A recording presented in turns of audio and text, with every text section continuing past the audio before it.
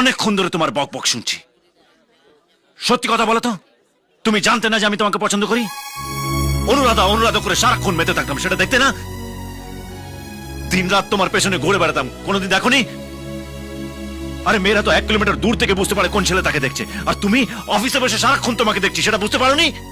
সব জেনে শুনে নাকাম হচ্ছে না? আরে তোমার যদি আমাকে পছন্দ নাই থাকতো তাহলে বলে দিতে পারতে যে আমি একজন এনআরআইকে বিয়ে করতে চাই। তোমার সঙ্গে আমার স্ট্যাটাস মেলে না, তার জন্য সবার সামনে এত নাটক করার কি আছে? হ্যাঁ, লোকের সিম্পাথি পেতে চাও, তাই না? যাকে এত কথা বাড়িয়ে লাভ নেই। ব্যাপারটা তোমার আর আমার মধ্যে ঘটেছে, তার জন্য ওনাকে মাঝখানে টেনে আনার কিছু নেই। চলো ওনার কাছ থেকে ক্ষমা চাও, চলো। I'll call the security. Security! Security! ক্ষমা চাও বলছি। মা, এই, চলুন, চলুন, এই, বলবো। এই, চলুন ভাই, চলুন, বাবা, যারা চলুন, তুলেছে। চলুন। চলো। রাহুল, বাবা, তোমার লাগেনি তো বাবা? না, ঠিক আছে, ঠিক আছে, ঠিক আছে। ওর বাবার গায়ে হাত তুলেছে। রাহুল